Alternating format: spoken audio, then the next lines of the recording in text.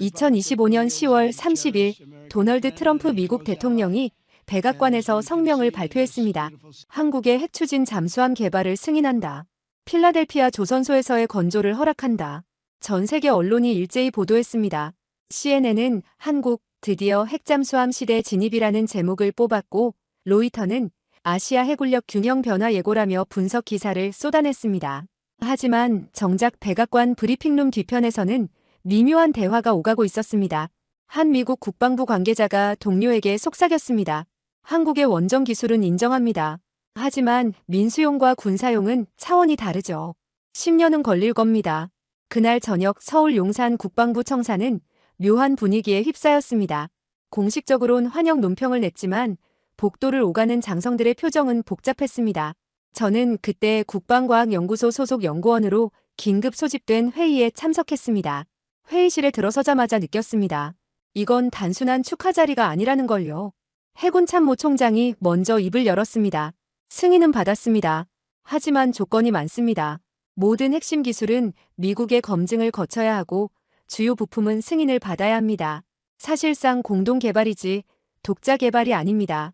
그의 목소리에는 씁쓸함이 묻어났습니다. 미국 의회는 그로부터 사흘 뒤 상세 지침을 발표했습니다. 한국은 우수한 원자력 발전 기술을 보유하고 있으나 군사용 핵추진 시스템으로의 전환에는 상당한 기술적 장벽이 존재한다. 따라서 미국의 기술 자문과 감독하에 단계적으로 진행되어야 한다. 월스트리트 저널은 사설에서 이렇게 썼습니다. 한국은 APR-1400 원자로를 수출하는 원전 강국이다. 하지만 발전용 원자로와 잠수함용 소형 원자로는 완전히 다른 기술이다. 소형화, 소음 제어, 방사능 차폐, 해수 환경 대응 등 넘어야 할 산이 많다. 최소 10년은 각오해야 할 것이다. 저는 그 기사를 읽으며 주먹을 쥐었습니다. 틀린 말은 아니었습니다. 하지만 그들은 몰랐습니다. 우리가 이미 그 산을 넘고 있다는 걸요. 일본 언론의 반응은 더욱 신중했습니다. NHK는 한국의 핵잠수함 개발 기술력은 있으나 시간은 필요라며 전문가 인터뷰를 내보냈습니다. 도쿄대 군사학 교수가 카메라 앞에서 말했습니다. 한국은 이미 디젤 잠수함을 독자 건조하고 있고 원자력 발전소도 수출하는 나라입니다. 기술 기반은 충분합니다. 하지만 이 두 기술을 통합하여 군사용 핵추진 잠수함을 만드는 것은 별개의 문제입니다. 미국도 50년대부터 시작해서 10년 이상 걸렸습니다. 한국도 비슷한 시간이 필요할 것입니다. 중국 관영 항구시보는 한 걸음 더 나아갔습니다. 한국의 조선 기술과 원전 기술은 세계적 수준이다. 그러나 핵잠수함은 단순히 두 기술을 합치는 것이 아니다. 시스템 통합의 복잡성을 간과해선 안 된다. 하지만 그날 밤 대전 국방과학연구소 지하 3층 비밀 회의실에서는 전혀 다른 대화가 오가고 있었습니다. 프로젝트 책임자인 김 박사가 회의 테이블에 두툼한 파일을 내려놓았습니다. 여러분, 트럼프가 승인했다고 합니다. 그가 담담하게 말했습니다. 세상은 우리가 이제 시작할 거라고 생각합니다. 기술력은 인정하지만 10년은 걸릴 거라고 예측하고 있습니다. 그가 잠시 멈추더니 빙그레 웃었습니다. 하지만 여기 계신 분들은 알고 계십니다. 우리는 시작한 지 벌써 6년째입니다. 회의실에 모인 15명의 연구원들이 고개를 끄덕였습니다. 우리는 2019년부터 이 프로젝트를 진행해왔습니다. 공식적으론 차세대 원자력 시스템 연구라는 이름으로요. 아무도 이게 잠수함용이라고 생각하지 않았습니다. 김 박사가 파일을 펼쳤습니다. 그 안에는 이미 완성된 소형 모듈 원자로 설계도가 들어있었습니다. APR-1400을 개발했던 그 기술진이 여기 있습니다. 세계 최고 수준의 조선 기술자들도 함께합니다. 우리에게 부족한 건 기술이 아니었습니다. 시간과 명분이었습니다. 그의 눈빛이 날카로워졌습니다. 이제 명분을 얻었습니다. 필라델피아 조선소에는 그들이 예상하는 속도로 천천히 배우는 척하겠습니다. 하지만 진짜는 울산에서 만듭니다. 저는 제 옆에 앉은 박 박사를 바라봤습니다. 그는 한국원자력연구원에서 25년간 원자로 소형화를 연구한 전문가였습니다. 그가 조용히 말했습니다. 발전용 원자로를 소형화하는 건 쉽지 않았습니다. 하지만 불가능하지도 않았습니다. 단지 시간과 투자가 필요했을 뿐입니다. 맞은편에 앉은 정 박사가 거들었습니다. 그는 현대중공업에서 30년간 잠수함을 설계한 베테랑이었습니다. 잠수함에 원자로를 탑재하는 것도 마찬가지입니다. 기술적으론 해결 가능한 문제들이었습니다. 다만 그걸 통합하는 시스템 설계가 관건이었죠. 그리고 우리는 그 설계를 이미 완료했습니다. 김 박사가 프로젝터를 켰습니다. 화면에는 두 개의 잠수함 설계도가 나타났습니다. 필라델피아에서 만들 잠수함은 미국식입니다. 그들의 기준에 맞추고 그들이 이해할 수 있는 방식으로 만듭니다. 천천히, 단계적으로 그들이 예상하는 속도로 진행합니다. 화면이 바뀌었습니다. 하지만 울산에서 만들 잠수함은 우리식입니다. APR 1400원자로 기술을 소형화하는 소형원자로 SMR 기술, 장영실급 3600톤급 재래식 잠수함 KSS-3의 조성 기술, 그리고 우리만의 통합 시스템이 들어갑니다. 그들이 10년이 걸릴 거라고 예측하는 동안 우리는 3년 안에 완성합니다. 저는 그 순간을 평생 잊지 못할 겁니다. 세상이 우리의 기술력은 인정하면서도 시간을 과소평가하고 있을 때 우리는 이미 그들의 예상을 훨씬 뛰어넘는 속도로 달리고 있었다는 사실을 깨달은 순간이었으니까요. 회의가 끝나고 복도로 나서는데 한 선배 연구원이 제게 말했습니다. 세계는 한국을 과소평가하지 않습니다. 다만 한국의 속도를 과소평가할 뿐입니다. 그날 밤 저는 연구소 옥상에 올라가 서울 하늘을 바라봤습니다. 저 멀리 용산 국방부 청사의 불빛이 보였습니다. 그곳 장성들도 알고 있을 겁니다.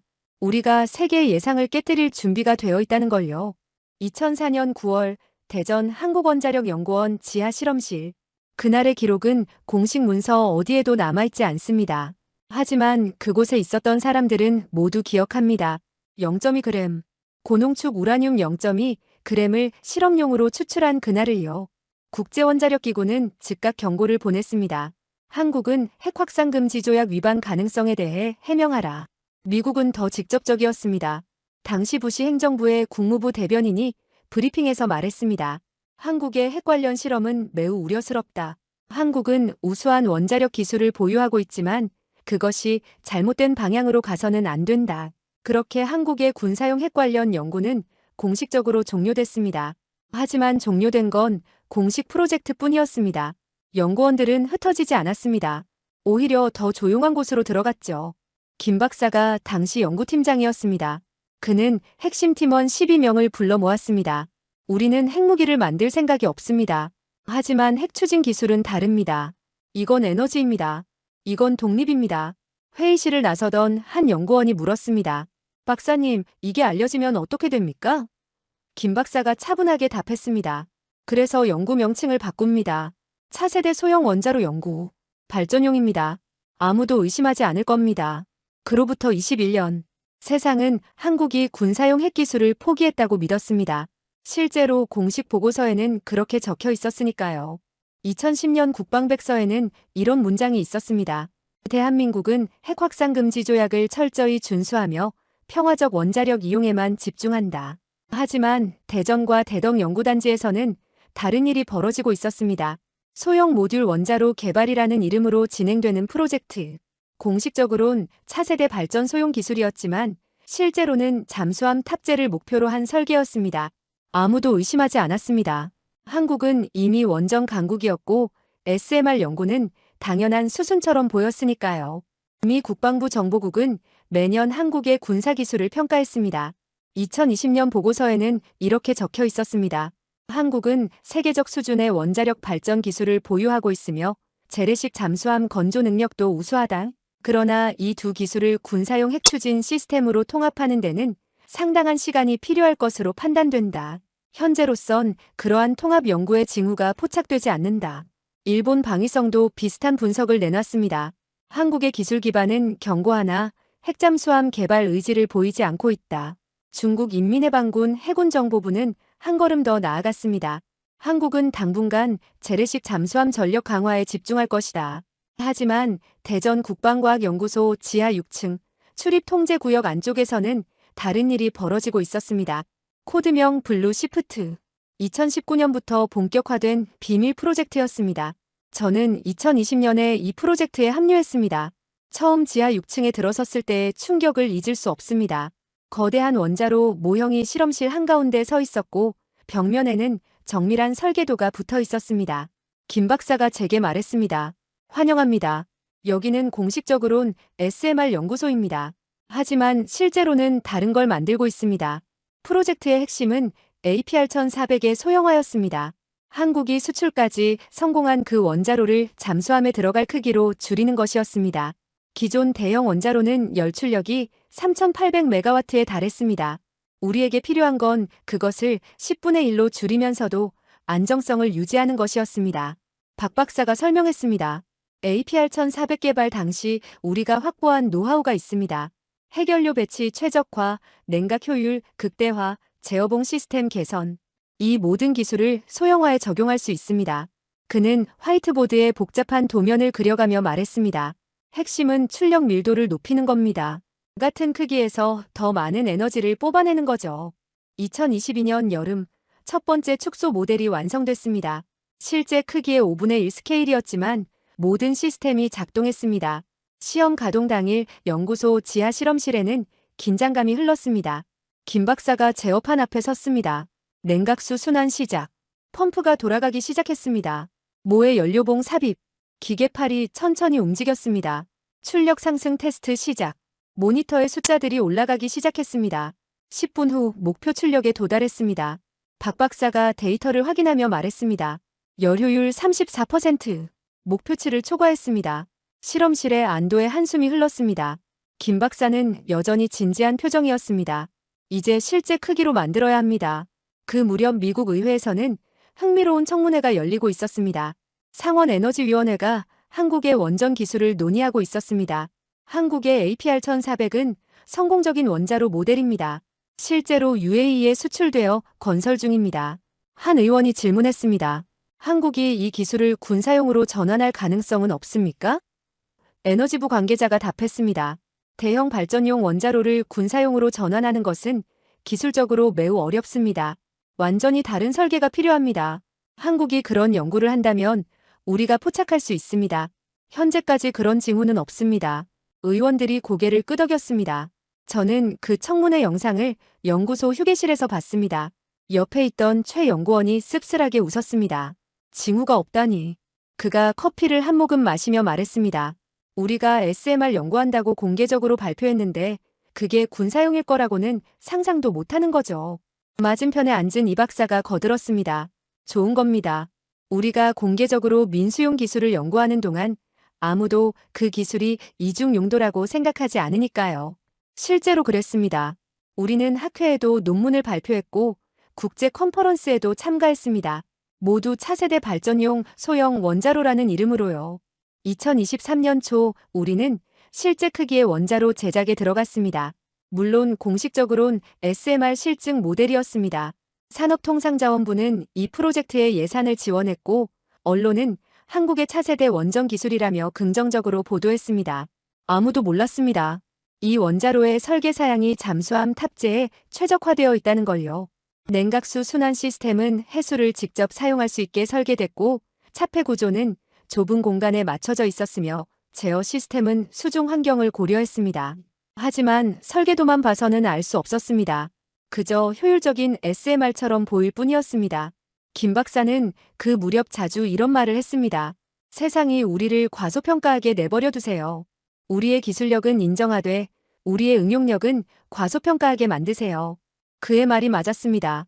미국은 한국이 우수한 원전 기술을 가졌다고 인정했지만 그것을 군사용으로 빠르게 전환할 거라고는 생각하지 않았습니다. 일본은 한국의 조선 기술을 인정했지만 핵추진 시스템과의 통합은 먼 미래의 일이라고 판단했습니다. 중국은 한국이 여전히 미국의 기술 자문이 필요하다고 믿었습니다. 그 시간 동안 우리는 조용히 하지만 빠르게 앞으로 나아가고 있었습니다. 0.2g에서 시작된 씨앗이 21년 만에 거대한 나무로 자라나고 있었습니다. 2025년 11월 트럼프의 승인이 떨어지고 2주일 뒤 미국 펜실베이니아주 필라델피아시 키티호크 애비뉴에 위치한 필라델피아 조선소에 취재진이 몰려들었습니다. 한미 공동 핵추진 잠수함 프로젝트 착수식이라는 현수막이 걸렸고 한미 양국 고위 관계자들이 참석했습니다. CNN은 특파원을 보냈고 일본 NHK는 생중계까지 했습니다. 착수식에서 미 해군 고위 관계자가 연설했습니다. 한국은 이미 세계적 수준의 조선 기술과 원자력 기술을 보유하고 있습니다. 이제 우리는 함께 이 두 기술을 통합하는 방법을 배워갈 것입니다. 물론 시간이 걸리겠지만 우리는 인내심을 가지고 있습니다. 기자들은 고개를 끄덕이며 메모했습니다. 최소 5년에서 7년이라는 예측이 기사에 실렸습니다. 하지만 그날 울산 현대중공업 제3도크 지하시설에서는 전혀 다른 광경이 펼쳐지고 있었습니다. 저는 김 박사와 함께 그곳에 있었습니다. 출입구부터 달랐습니다. 일반 조선소 출입증으론 들어갈 수 없었고 국방부가 발급한 특수 보안카드가 필요했습니다. 엘리베이터를 타고 지하 4층으로 내려가자 거대한 공간이 나타났습니다. 축구장 3개를 합친 크기의 비밀 도크였습니다. 그리고 그 중앙에 이미 골격이 70%쯤 완성된 잠수함이 서 있었습니다. 김 박사가 조용히 말했습니다. 저게 진짜입니다. 세상이 우리가 시작한다고 믿는 동안 우리는 이미 완성을 앞두고 있습니다. 필라델피아 조선소에 세상의 시선이 쏠린 동안 울산에서는 2023년부터 이미 건조가 시작되고 있었습니다. 코드명 블랙 돌핀, 길이 90m, 폭 10m, 수중 배수량 4,500톤. 필라델피아에서 만들 예정인 잠수함과 외형은 비슷했지만 그 안에 담긴 기술은 완전히 달랐습니다. 울산 프로젝트 책임자인 정 함장이 우리를 안내했습니다. 함장님, 진척도가 어떻습니까? 김 박사가 물었습니다. 정 함장이 자신감 있게 답했습니다. 선체 조립은 75% 완료됐습니다. KSS-3를 건조하며 축적한 노하우가 큰 도움이 됐습니다. 원자로 탑재는 다음 달 예정입니다. 2026년 3월 완공 목표. 필라델피아보다 4년이나 빠른 일정이었습니다. 가장 큰 차이는 원자로였습니다. 필라델피아에서는 미국의 표준 설계를 기반으로 한 가압수형 원자로를 탑재할 예정이었습니다. 미국이 익숙한 기술이고 그들이 모든 과정을 검증할 수 있는 방식이었죠. 하지만 울산의 블랙돌핀은 완전히 독자적인 액체 금속 냉각형 소형 모듈 원자로를 탑재했습니다. APR-1400의 핵심 기술을 소형화하고 거기에 러시아의 알파급 잠수함이 사용했던 액체 금속 냉각 개념을 한국식으로 재해석한 설계였습니다. 크기는 절반, 출력은 동일 하지만 효율은 20% 더 높았습니다. 정 함장이 설명했습니다. 기존 핵잠수함의 고질적 문제는 냉각수 펌프 소음이었습니다. 하지만 우리 원자로는 자연순환 방식을 채택했습니다. 액체 금속의 대류만으로 냉각이 이루어집니다. 펌프 소음이 사라지는 겁니다. 저는 그 설명을 듣고 놀라움을 감추지 못했습니다. 자연순환이 가능합니까? 출력이 충분할까요? 김 박사가 대신 답했습니다. APR-1400 개발 당시 우리가 해결한 문제가 바로 이겁니다. 냉각 효율을 극대화하는 거죠. 액체 금속은 물보다 열전도율이 100배 이상 높습니다. 나트륨 칼륨 합금을 사용하면 낮은 압력에서도 충분한 냉각이 가능합니다. 정 함장이 덧붙였습니다. 이 방식의 또 다른 장점은 단순성입니다. 펌프가 없으니 고장날 부품이 줄어듭니다. 유지보수가 쉬워지는 거죠. 이건 단순히 잠수함이 아니었습니다. 한국 원자력 기술과 조선 기술의 정수가 녹아든 결정체였습니다. 무장 체계도 차별화됐습니다. 필라델피아의 잠수함은 미국이 승인한 표준 수직발사관 12기를 탑재할 예정이었습니다.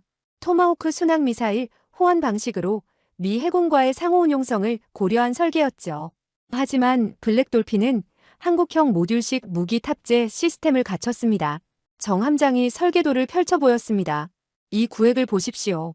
컨테이너 방식입니다. 현무포, 해성3, 홍상어 어뢰, 심지어 해무리 무인 잠수정까지 임무에 따라 교체할 수 있습니다. 한번 출항하면 60일 동안 독자 작전이 가능합니다. 김 박사가 감탄하며 고개를 끄덕였습니다. 이러면 적들은 우리가 무엇을 탑재했는지 예측할 수 없겠군요. 그날 오후 국방부 장관이 극비리에 울산을 방문했습니다. 수행원도 최소한으로 줄였고 공식 일정표에도 없는 방문이었습니다. 장관은 블랙돌핀을 한참 동안 말없이 바라봤습니다. 그러다 정 함장에게 물었습니다. 세계에 공개하면 어떻게 됩니까? 정 함장이 잠시 생각하더니 답했습니다. 충격이 올 겁니다. 미국은 당황할 것이고 중국은 재평가를 시작할 것이며 일본은 우리를 다시 보게 될 겁니다. 그들 모두 한국의 속도를 과소평가했으니까요. 장관이 천천히 고개를 끄덕였습니다. 그렇다면 완성될 때까지 절대 비밀로 하십시오. 필라델피아가 먼저 기공식을 해야 합니다.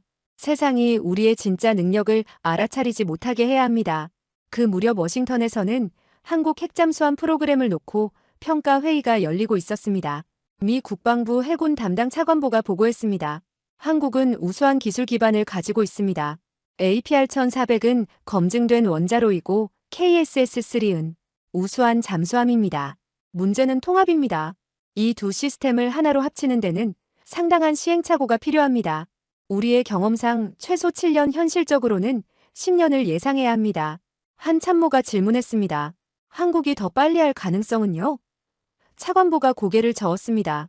기술력으로는 가능할지 모르지만 시스템 통합의 복잡성을 간과해선 안 됩니다. 우리도 50년대에 충분한 기술이 있었지만 노틸러스 5 완성까지 10년이 걸렸습니다. 저는 그 회의록을 나중에 유출된 문서로 봤습니다. 쓴 웃음이 나왔습니다. 그들은 자신들의 경험을 기준으로 우리를 평가했습니다. 하지만 우리는 다른 방식으로 접근했습니다. 미국은 순차적으로 개발했습니다. 먼저 원자로를 만들고 그 다음 잠수함을 설계하고 마지막에 통합했죠. 하지만 우리는 처음부터 통합을 염두에 두고 설계했습니다. APR-1400을 개발할 때부터 소형화 가능성을 연구했고 KSS-3를 건조할 때부터 원자로 탑재 공간을 고려했습니다. 우리는 동시 개발을 한 겁니다. 그들이 알 수 없는 방식으로요. 정 함장이 그날 저녁 회식 자리에서 말했습니다. 세상은 한국을 과소평가하지 않습니다. 한국의 기술을 인정합니다. 다만 한국의 방법론을 이해하지 못할 뿐입니다. 김 박사가 고개를 끄덕였습니다. 맞습니다. 그들은 자신들이 걸어온 길을 우리도 똑같이 걸을 거라고 믿습니다. 하지만 우리는 지름길을 찾았습니다. 30년의 원정 경험과 20년의 잠수함 경험을 동시에 활용한 겁니다. 저는 그 대화를 들으며 가슴이 뿌듯했습니다. 우리는 모방이 아닌 혁신을 하고 있었으니까요. 필라델피아는 세상을 안심시키는 창문이었고 울산은 미래를 만드는 실험실이었습니다. 세상이 한국의 시작을 지켜보는 동안 우리는 이미 완성을 눈앞에 두고 있었습니다. 2026년 2월 울산 지하도크에서 역사적인 순간이 찾아왔습니다. 블랙 돌핀의 원자로 탑재일이었습니다. 새벽 5시 지하 4층에는 30여 명의 핵심 기술진만 모여 있었습니다. 언론도 없었고 축하 현수막도 없었습니다. 다만 거대한 크레인이 천천히 움직이며 은빛 원통형 구조물을 들어 올렸습니다. 저는 숨을 죽인 채 그 광경을 지켜봤습니다. 김 박사가 제 옆에서 중얼거렸습니다. 22년을 기다렸습니다. 0.2g에서 시작해서 APR-1400의 노하우를 거쳐 이제 완전한 잠수함용 원자로를 손에 쥐었습니다. 그의 목소리가 떨리고 있었습니다. 원자로가 잠수함 내부로 들어가는데 4시간이 걸렸습니다. 밀리미터 단위의 정밀 작업이었습니다. 조금만 어긋나도 전체 구조에 문제가 생길 수 있었습니다. 정 함장이 무전기로 지시했습니다. 3mm 좌측 이동. 천천히. 크레인이 미세하게 움직였습니다. 좋습니다. 5mm 하강. 현대중공업에서 20년간 대형 블록을 다뤄온 기술자들의 손끝에서 수백 톤짜리 원자로가 마치 깃털처럼 부드럽게 움직였습니다. 마침내 탁하는 소리와 함께 원자로가 제자리에 안착했습니다. 순간 환호성이 터질 뻔했지만 정 함장이 손을 들어 제지했습니다. 아직입니다. 냉각 시스템과 제어 시스템 연결부터 확인해야 합니다. 그날 오후 첫 번째 냉각 테스트가 시작됐습니다.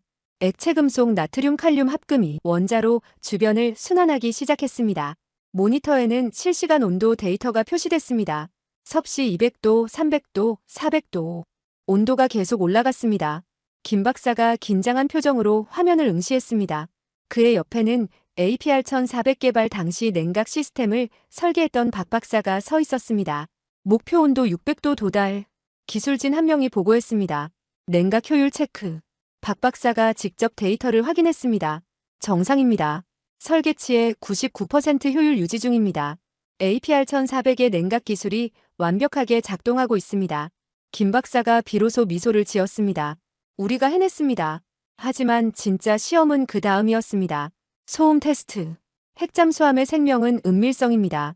아무리 강력한 무기를 실어도 적에게 들키면 표적이 될 뿐입니다.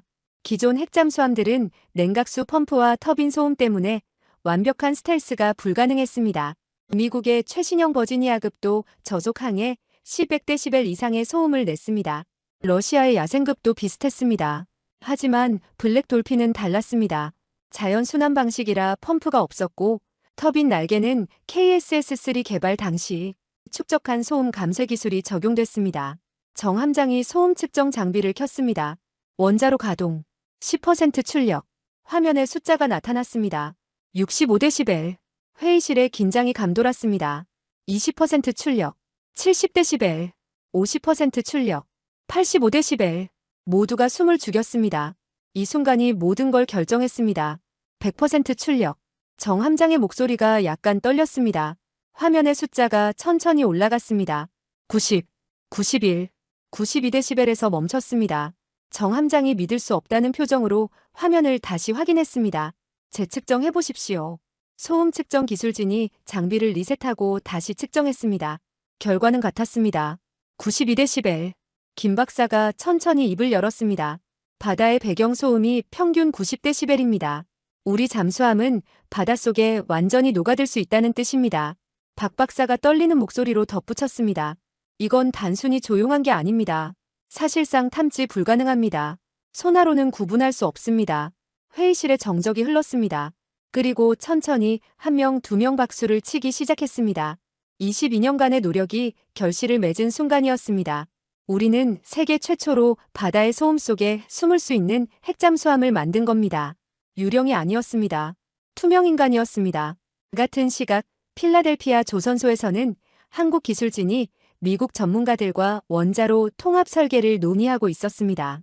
미국 측 수석 엔지니어가 도면을 펼쳐 보이며 설명했습니다. 원자로를 잠수함에 탑재하는 건 단순히 공간에 끼워 넣는 게 아닙니다. 냉각 시스템, 차폐 구조, 제어 시스템이 모두 유기적으로 연결되어야 합니다. 이 부분에서 여러분이 많은 걸 배우셔야 합니다. 한국 기술진은 열심히 메모했습니다. 하지만 그들 중 절반은 울산 프로젝트의 실체를 알고 있었습니다. 그들은 연기를 하고 있었던 겁니다. 질문하는 척, 배우는 척, 때로는 이해하지 못하는 척. 미국이 안심하게 만들기 위해서였습니다. 수업이 끝난 후 한국 기술진 중 한 명인 서 박사가 동료에게 작은 목소리로 속삭였습니다. 울산에서는 이미 원자로 탑재까지 끝났는데 여기선 아직 설계 단계 논의네요. 옆에 있던 최 박사가 고개를 끄덕였습니다. 그래야 합니다. 우리가 천천히 배우는 것처럼 보여야 그들이 방심하니까요. 시간이 오래 걸릴 거라고 믿어야 합니다. 실제로 필라델피아 조선소의 미국 관계자들은 만족스러워했습니다. 한 관계자가 상부에 보고했습니다. 한국 기술진의 열의는 대단하지만 예상대로 통합 설계 개념 이해에 시간이 필요합니다. 현재 진도로는 5년 계획이 적절해 보입니다. 그해 3월 미 해군정보국이 한국 잠수함 프로그램에 대한 분기별 평가 보고서를 작성했습니다. 보고서의 주요 내용은 이랬습니다. 한국의 핵잠수함 개발은 필라델피아 조선소를 중심으로 순조롭게 진행 중이다. 한국 기술진은 우수한 기초 지식을 보유하고 있으나 시스템 통합 경험 부족으로 학습 곡선이 예상보다 완만하단. 미국 자문단의 평가에 따르면 첫 번째 함정 완성까지 최소 5년, 실전 배치까지는 7년에서 8년이 소요될 것으로 예상된다.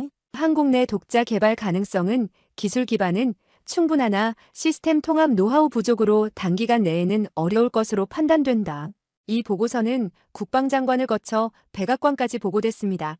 저는 그 보고서 내용을 나중에 접했습니다. 웃음이 나왔습니다. 학습 곡선이 완만하다라는 표현이 특히 인상적이었습니다. 그들이 우리의 학습 속도를 측정하는 동안 우리는 이미 완성 단계에 들어서고 있었습니다. 그들이 시스템 통합 노하우 부족이라고 쓰는 동안 우리는 APR 1400과 KSS-3의 기술을 완벽하게 융합시키고 있었습니다. 김 박사가 그 무렵 자주 하던 말이 있었습니다. 그들은 자신들의 방식만이 정답이라고 믿습니다. 하지만 우리는 다른 방식으로 같은 목적지에 도달했습니다. 아니, 더 빠르게 도달했습니다. 2026년 3월 말 블랙 돌핀의 첫 해상 시험이 비밀리에 실시됐습니다. 동해 깊은 곳 민간 선박 통제 구역으로 지정된 수역에서였습니다. 공식적으로는 해군 신형 장비 테스트였지만 실제로는 블랙 돌핀의 첫 항해였습니다. 정 함장이 함교에서 명령을 내렸습니다. 자망 준비. 목표 수심 200m. 잠수함이 천천히 물속으로 사라지기 시작했습니다. 저는 해상 관제선에서 그 광경을 지켜봤습니다. 김 박사가 제 옆에서 중얼거렸습니다. 22년 전 0.2g으로 시작된 꿈이 지금 바닷속을 헤엄치고 있습니다. 잠수함이 완전히 잠수하자 소나 담당 장교가 보고했습니다. 추적 신호 소실. 위치 파악 불가. 이건 우리 측 소나였습니다. 우리도 우리 잠수함을 찾을 수 없었던 겁니다. 정 함장의 목소리가 무전으로 들려왔습니다. 원자로 출력 50%, 속도 15노트로 증속. 소나 화면은 여전히 텅 비어 있었습니다. 출력 100%, 속도 25노트. 그제야 희미한 신호가 잡혔지만 그것조차 주변 해양 소음과 거의 구분이 안 됐습니다. 김 박사가 감탄하며 말했습니다. 완벽합니다. 우리는 보이지 않는 검을 만들었습니다. 2026년 4월 워싱턴 DC 펜타곤 지하 2층 상황실. 미 해군정보국 국장 로버트 제임스 소장이 급히 소집된 회의에 참석했습니다. 회의 주제는 동해 이상 신호 분석이었습니다. 한 정보 분석관이 보고를 시작했습니다. 지난 3월 말 동해 공해상에서 우리 P8 포세이돈 대잠 초계기가 특이한 소나 반응을 포착했습니다. 정확히는 반응이 없었다는 게 문제입니다. 제임스 소장이 눈썹을 찌푸렸습니다. 무슨 뜻인가? 분석관이 화면에 데이터를 띄웠습니다. 한국 해군이 훈련 구역을 설정했습니다. 하지만 그 구역에서 아무런 잠수함 신호도 포착되지 않았습니다. 디젤 잠수함이라면 반드시 스노클링을 해야 하는데 그것조차 없었습니다. 회의실에 묘한 긴장감이 흘렀습니다. 또 다른 분석관이 거들었습니다. 더 이상한 건 한국 해군이 그 구역을 2주일간 봉쇄했다는 겁니다. 민간 선박 통제는 물론이고 우리 정찰 자산 접근도 차단했습니다. 제임스 소장이 물었습니다. 한국이 새로운 디젤 잠수함을 테스트한 거 아닌가? KSS-3 배치형. 첫 번째 분석관이 고개를 저었습니다. 그렇다면 스노클링 신호라도 잡혀야 합니다. 하지만 아무것도 없었습니다. 마치 핵 추진 잠수함처럼 행동했습니다. 회의실이 조용해졌습니다. 누군가가 조심스럽게 말했습니다. 설마 한국이 벌써? 제임스 소장이 손을 들어 말을 멈췄습니다. 아직은 추측일 뿐입니다. 더 확실한 정보가 필요합니다. 같은 시각 도쿄 이치가야의 일본 방위성 본부에서도 비슷한 회의가 열리고 있었습니다. 해상자위대 정보본부장이 보고했습니다. 우리 P1 대잠 초계기도 같은 구역을 감시했습니다. 결과는 미국과 동일합니다. 신호 없음. 방위대신이 물었습니다. 한국의 AIP 시스템이 그렇게 발전한 겁니까? 정보본부장이 고개를 저었습니다. AIP로도 2주일간 완전 잠수는 불가능합니다. 더군다나 고속 기동 신호도 포착됐습니다. 20노트 이상. 이건 디젤로는 불가능한 속도입니다. 회의실에 불안감이 번졌습니다. 한 참모가 조심스럽게 말했습니다. 한국이 핵 추진 기술을 이미 확보했다는 뜻입니까? 필라델피아 프로젝트는 이제 시작 단계인데 베이징에서도 상황은 비슷했습니다. 중국 인민해방군 해군정보부는 동해 수역을 집중 감시했습니다. 그들의 결론은 더 직접적이었습니다. 한국이 뭔가 숨기고 있다. 필라델피아는 눈가림이다. 해군사령관이 보고를 받고 즉각 지시했습니다. 울산과 거제 조선소 위성 감시를 강화하라. 한국이 독자 개발을 진행하고 있을 가능성을 배제할 수 없다. 하지만 위성사진에는 특이사항이 없었습니다. 거제 조선소는 평소처럼 민간 선박을 건조하고 있었고 울산은 일반적인 해군 정비 작업만 보였습니다. 지하시설은 위성으로 볼 수 없었으니까요. 2026년 5월 미 해군정보국은 필라델피아 조선소에 특별조사팀을 파견했습니다. 공식적으론 기술 자문 지원이었지만 실제 목적은 달랐습니다. 한국이 정말로 천천히 배우고 있는지 확인하는 것이었습니다. 조사팀장인 톰슨 대령이 현장을 둘러봤습니다. 한국 기술진은 여전히 기초 설계를 검토하고 있었습니다. 미국 자문단과 열심히 토론하고 메모하고 질문했습니다. 톰슨 대령이 한국 측 현장 책임자인 서 박사에게 물었습니다. 진도가 어떻습니까? 서 박사가 겸손하게 답했습니다. 배울 게 많습니다. 원자로 통합 설계가 생각보다 복잡하네요. 미국 전문가들의 도움이 큽니다. 톰슨 대령은 안심했습니다. 그날 저녁 그가 본부에 보낸 보고서에는 이렇게 적혀 있었습니다. 한국 기술진의 진도는 예상 범위 내입니다. 독자 개발 징후는 발견되지 않았습니다. 동해 이상 신호는 아마도 새로운 AIP 시스템 테스트로 추정됩니다. 하지만 제임스 소장은 완전히 납득하지 못했습니다. 그는 CIA에 한국 내 조선소 정밀 조사를 요청했습니다. 특히 울산 지역에 초점을 맞췄습니다. CIA는 위성사진 분석을 강화하고 현지 정보원을 동원했습니다. 하지만 결과는 신통치 않았습니다. 울산 현대중공업에서 특이 활동 없음. 정상적인 상업선박 건조 작업만 확인됨. 저는 그 무렵 울산에 있었습니다. CIA가 우리를 주시하고 있다는 정보를 이미 파악하고 있었습니다. 국정원이 역정보 작전을 펼쳤습니다. 지하 도크 출입은 더욱 엄격하게 통제됐고 지상시설에서는 일부러 민간 선박 작업을 강화했습니다. 대형 컨테이너선과 LNG 운반선을 동시에 건조하며 조선소가 매우 바쁘게 돌아가는 것처럼 보이게 만들었습니다. 김 박사가 말했습니다. 가장 좋은 위장은 평범함입니다. 우리가 특별한 걸 한다고 생각하지 못하게 만드세요. 실제로 효과가 있었습니다. CIA 분석관들은 울산은 상업 조선에 집중 중이라고 결론 내렸습니다. 하지만 펜타곤의 의심은 쉽게 가라앉지 않았습니다. 제임스 소장은 일본, 호주와 공조하여 동해 감시를 강화했습니다. 3국의 대잠 초계기가 교대로 한국 해역을 감시했습니다. 2026년 6월 한국 해군이 다시 훈련구역을 설정했습니다. 이번에는 미국이 준비되어 있었습니다.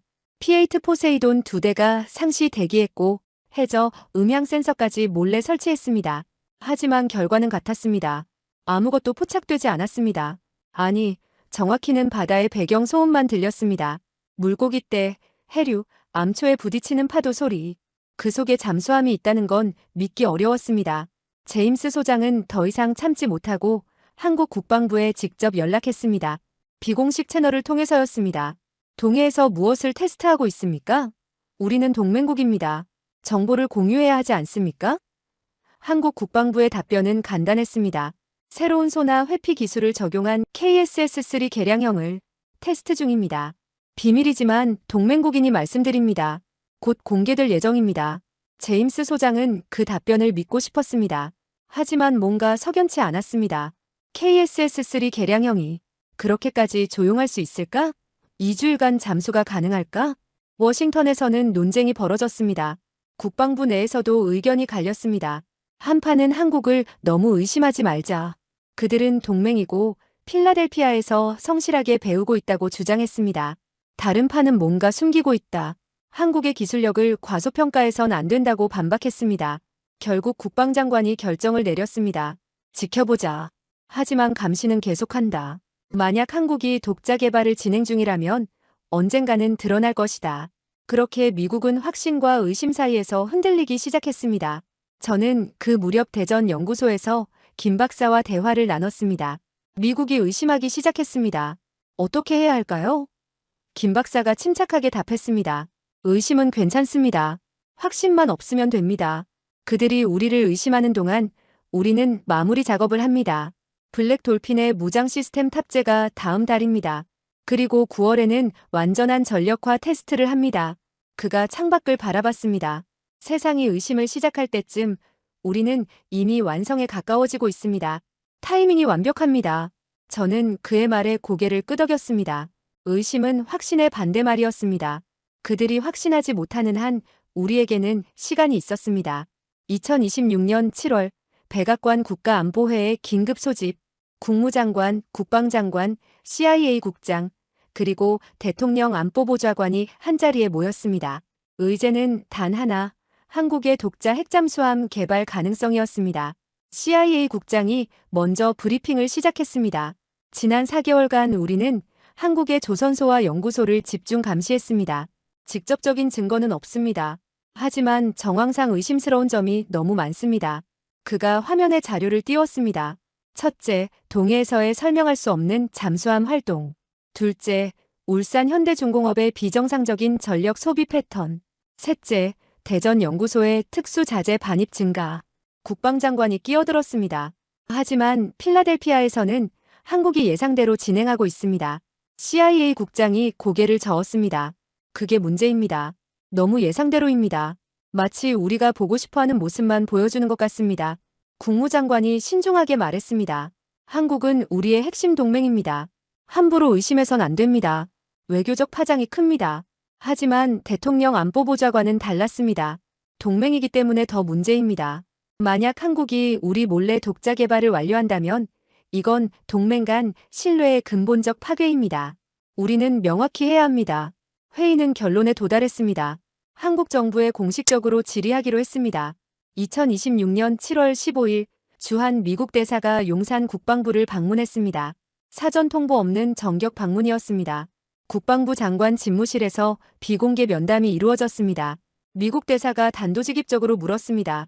장관님, 한국이 독자적인 핵추진 잠수함을 개발하고 있다는 정보가 있습니다. 사실입니까? 국방부 장관은 잠시 침묵했습니다. 그리고 천천히 답했습니다. 대사님, 한국은 필라델피아 조선소에서 미국과 공동으로 핵잠수함을 개발하고 있습니다. 이것이 공식 프로젝트입니다. 미국 대사가 눈빛을 날카롭게 했습니다. 제 질문은 그게 아닙니다. 다른 프로젝트가 있습니까? 장관이 침착하게 답했습니다. 한국은 자주국방을 추구합니다. 다양한 연구 프로젝트가 진행 중입니다. 하지만 그것이 동맹을 해치는 일은 없을 것입니다. 대사는 만족하지 못한 채 대사관으로 돌아갔습니다. 그날 저녁 워싱턴에 보낸 전문에는 이렇게 적혀 있었습니다. 한국 국방부 장관은 명확한 부인도 인정도 하지 않았습니다. 외교적 모호함으로 일관했습니다. 독자 개발 가능성이 매우 높다고 판단됩니다. 이 전문은 백악관을 긴장시켰습니다. 국무장관이 직접 한국 외교부 장관에게 전화를 걸었습니다. 우리는 투명성을 원합니다. 한국이 무엇을 하고 있는지 알아야 합니다. 동맹은 신뢰를 기반으로 합니다. 한국 외교부 장관은 차분하게 답했습니다. 미국도 우리에게 모든 걸 공유하지 않습니다. 동맹은 존중을 기반으로 합니다. 미국의 압박은 더 구체화됐습니다. 7월 말 미 국방부는 한국에 공식 서한을 보냈습니다. 한국이 독자적인 군사용 핵 프로그램을 진행할 경우 이는 한미 원자력 협정 위반 소지가 있습니다. 또한 필라델피아 프로젝트의 기술 공유에 부정적 영향을 미칠 수 있습니다. 사실상 위협이었습니다. 한국 국방부는 즉각 반박 서한을 보냈습니다. 한국의 모든 원자력 활동은 국제원자력기구의 감시하에 있으며 평화적 목적입니다. 미국의 일방적 의심은 동맹국에 대한 예의가 아닙니다. 양국 간 외교 분쟁의 조짐이 보이기 시작했습니다. 일본은 이 상황을 예의주시했습니다. 일본 총리는 미국 대통령과 전화통화에서 우려를 표명했습니다. 한국이 핵추진 잠수함을 독자 보유하게 되면 동북아 군사균형이 흔들립니다. 일본도 재검토해야 할 사항이 생깁니다. 미국은 일본을 진정시켜야 했습니다. 중국은 더 직접적으로 반응했습니다. 중국 외교부 대변인이 정례 브리핑에서 말했습니다. 한국의 핵잠수함 개발은 영내 군비 경쟁을 촉발할 수 있다. 중국은 이를 심각하게 우려한다. 관련국들은 신중해야 한다. 한국은 사면 초가에 몰리는 형국이었습니다. 저는 그 무렵 대전 연구소에서 긴급회의에 참석했습니다. 김 박사가 엄숙한 표정으로 말했습니다. 압박이 시작됐습니다. 예상했던 일입니다. 한 연구원이 불안하게 물었습니다. 미국이 필라델피아 프로젝트를 중단시키면 어떻게 됩니까? 김 박사가 고개를 저었습니다. 필라델피아는 이미 우리에게 중요하지 않습니다. 블랙 돌핀이 95% 완성됐습니다. 우리에게 필요한 건 단지 2개월의 시간뿐입니다. 정 함장이 거들었습니다. 무장 시스템 탑재가 다음 주 완료됩니다. 그 다음은 최종 해상 시험만 남았습니다. 미국이 압박을 강화하기 전에 우리는 완성합니다. 국방부 장관은 더 큰 그림을 보고 있었습니다. 장관이 청와대에 보고했습니다. 대통령님, 미국의 압박이 거세집니다. 하지만 블랙돌핀 완성까지 2달입니다. 그때까지만 버티면 됩니다. 대통령이 물었습니다. 완성 후에는 어떻게 합니까? 장관이 답했습니다. 공개합니다. 완성된 사실 앞에서 미국은 선택해야 합니다. 동맹을 깨뜨릴 것인가 아니면 한국의 자주국방을 인정할 것인가? 그들은 후자를 선택할 겁니다. 대통령이 고개를 끄덕였습니다. 외교적 파장을 최소화하십시오. 하지만 프로젝트는 멈추지 마십시오. 2026년 8월 압박은 절정에 달했습니다.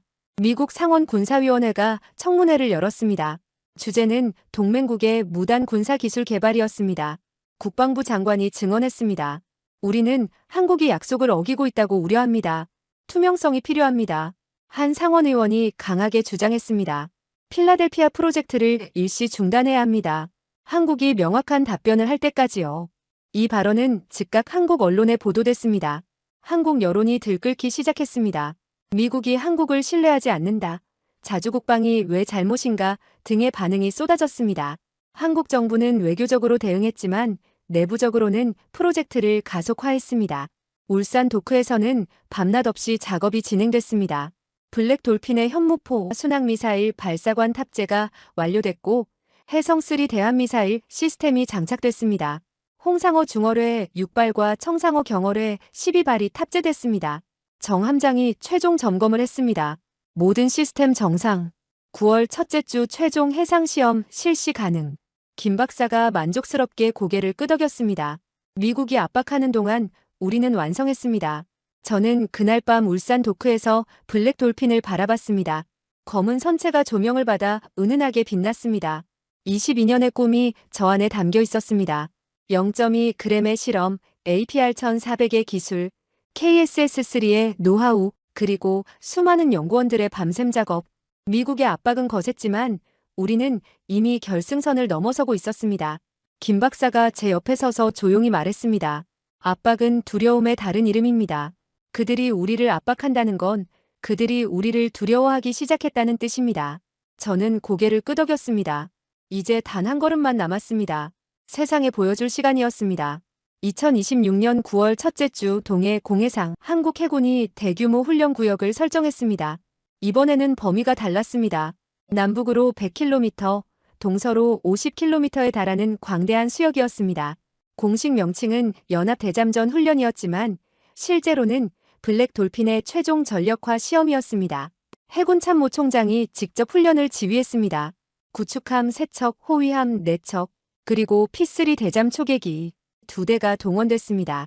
겉으로는 일반적인 훈련이었지만 진짜 목적은 하나였습니다. 우리 자신의 최신 전력으로도 블랙 돌핀을 탐지할 수 없다는 걸 확인하는 것이었습니다. 새벽 5시 블랙 돌핀이 울산 해역을 출발했습니다. 정 함장이 함교에서 명령을 내렸습니다. 자망 시작. 목표 수심 300m. 잠수함이 천천히 물속으로 사라졌습니다. 그 순간부터 블랙 돌핀은 유령이 됐습니다. 훈련 지휘함인 세종대왕급 구축함 지휘실에서 작전 참모가 보고했습니다. 목표 잠수함 소나 접촉 소실. 해군 참모 총장이 물었습니다. 마지막 위치는? 울산 동방 30해리입니다. 하지만 현재 위치는 파악 불가합니다. 총장이 고개를 끄덕였습니다. 예상대로입니다. 수색을 시작하십시오. 3척의 구축함이 수색 대형을 펼쳤습니다. 최신형 능동 소나를 최대 출력으로 가동했습니다. 음파가 바닷속을 가득 채웠습니다. 하지만 블랙 돌핀은 나타나지 않았습니다. 정확히는 암초와 물고기 때 해류의 소음만 잡혔습니다. 한 소나 분석관이 당황하며 말했습니다. 이상합니다. 이 정도 출력이면 반드시 반향이 돌아와야 하는데. 블랙 돌핀의 선체는 특수 고무 타일로 덮여 있었습니다. 한국해양과학기술원이 10년간 연구한 무반향 소재였습니다.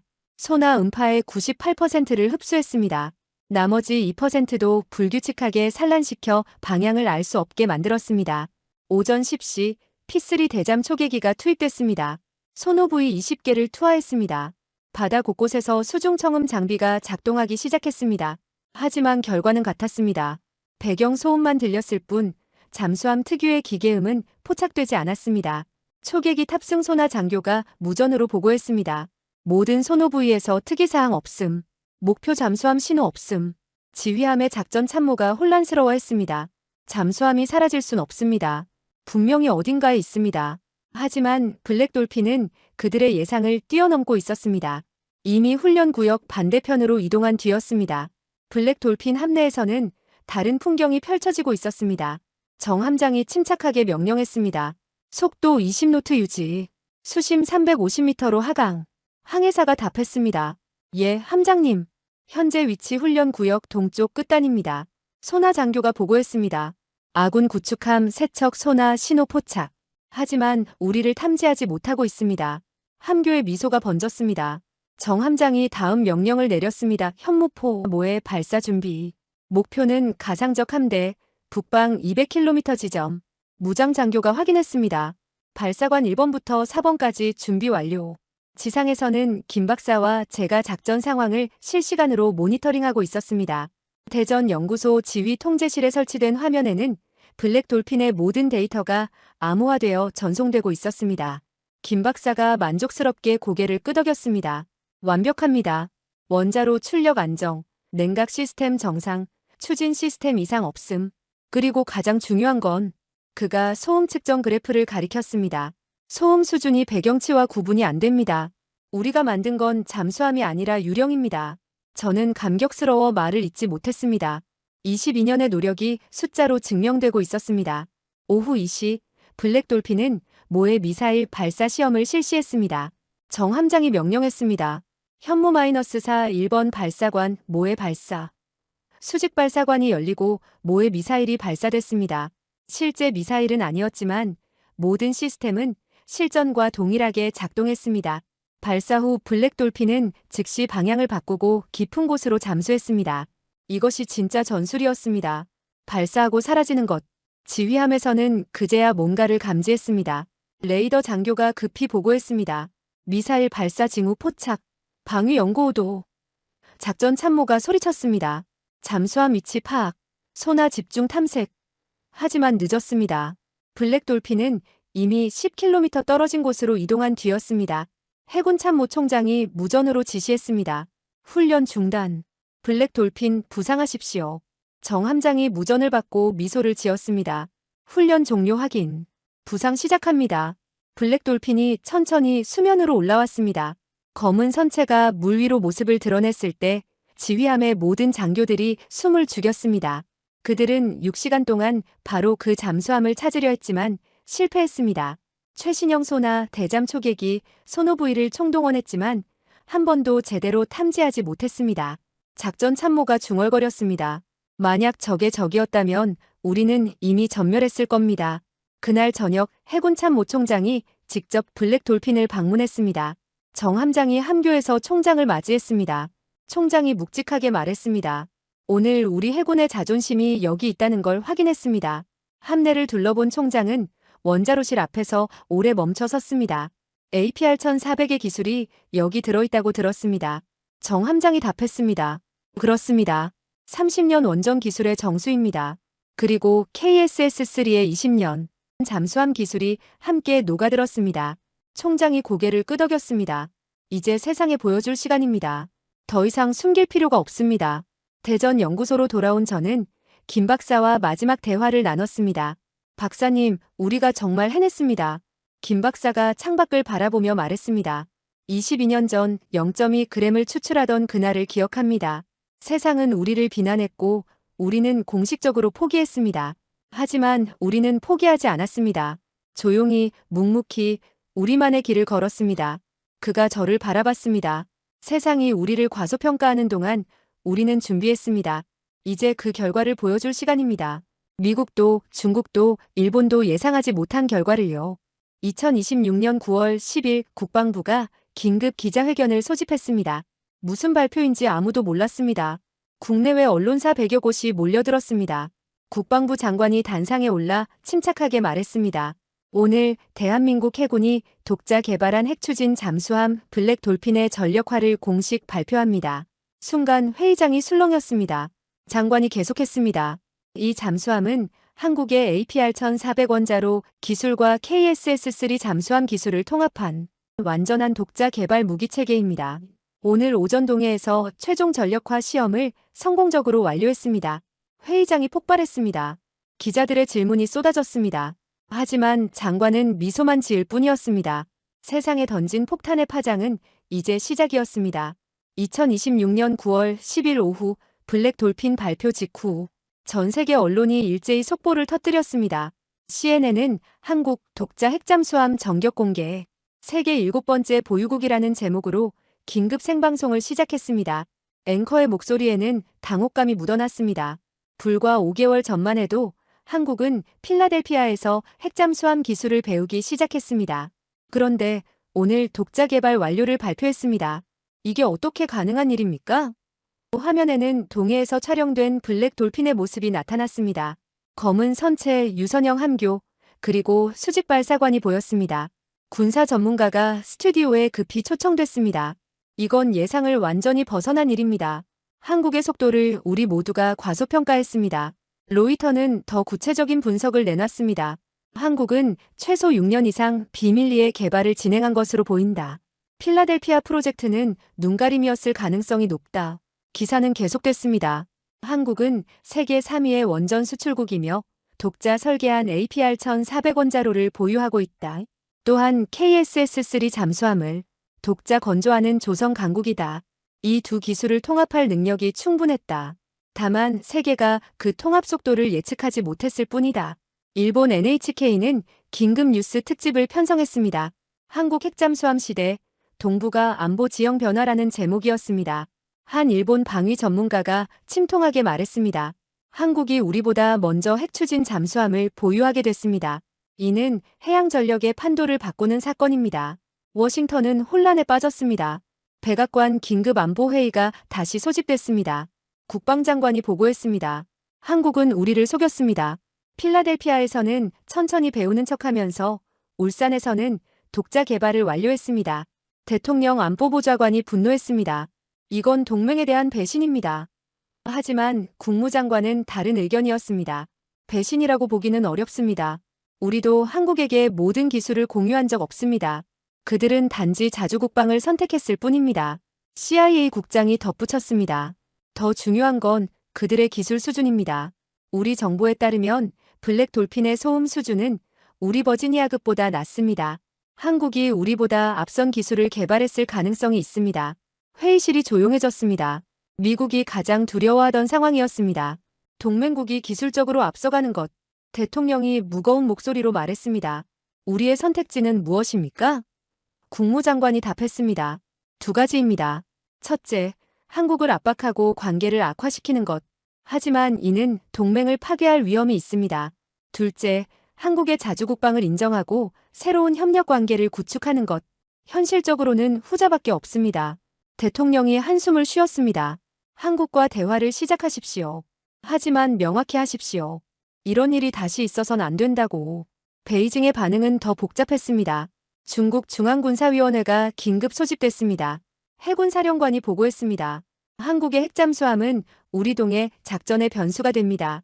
특히 소음 수준이 극도로 낮다는 점이 우려됩니다. 한 장성이 물었습니다. 우리가 탐지할 수 있습니까?